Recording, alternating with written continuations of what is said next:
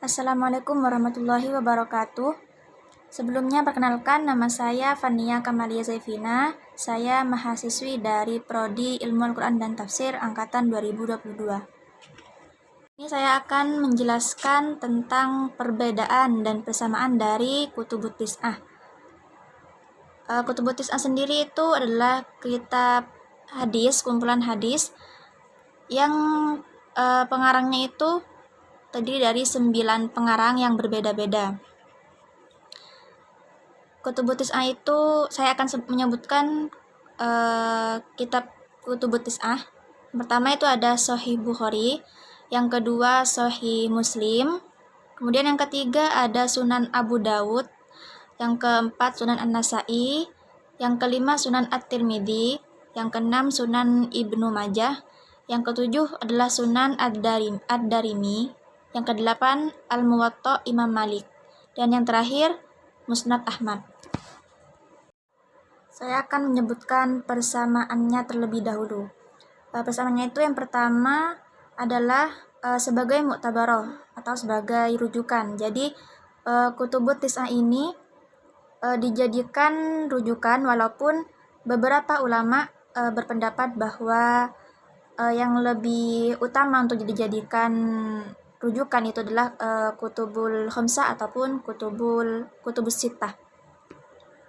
Kemudian yang kedua persamaannya adalah Kutubut Tis'ah ini sama-sama ditakhrij oleh pakar-pakar atau ahli hadis.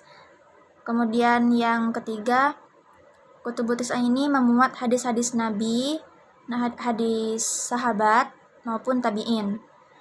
Dan juga penulisan hadisnya ini menyebutkan sanad dengan lengkap. Kemudian yang terakhir di Kutubut Tis'ah ini para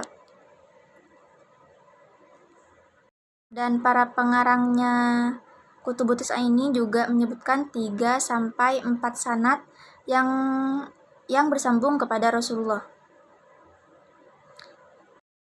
Kemudian saya akan menyebutkan perbedaan dari Kutubut Tis'ah.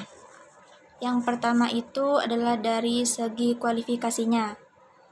Kutubut Tis'ah ini masing-masingnya memiliki kualifikasi yang berbeda seperti Al-Jami, As-Sunan, Muwatta, Mustakhraj, dan yang lainnya.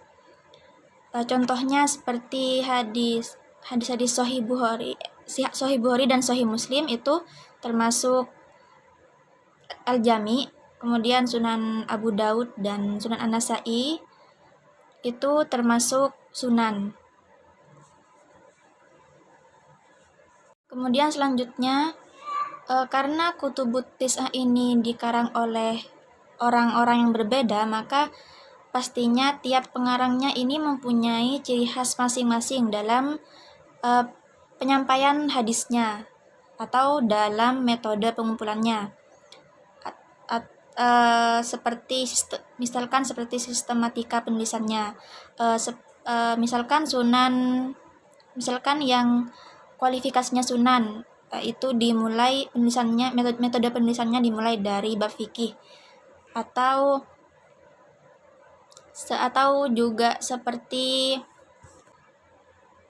Al-Jami yang metode penulisannya itu dimulai dari bab akidah, seperti Sahih Bukhari dan Sahih Muslim itu metode penulisannya itu dimulai dari hadis-hadis yang menerangkan atau menjelaskan yang berkaitan dengan akidah. Sedangkan yang Sunan seperti Sunan Abu Dawud, Sunan An-Nasa'i itu metode penulisannya itu dimulai dari hadis-hadis yang menjelaskan atau menerangkan tentang bab fikih. Ini saja dari penjelasan saya, kurang lebihnya mohon maaf. Assalamualaikum warahmatullahi wabarakatuh.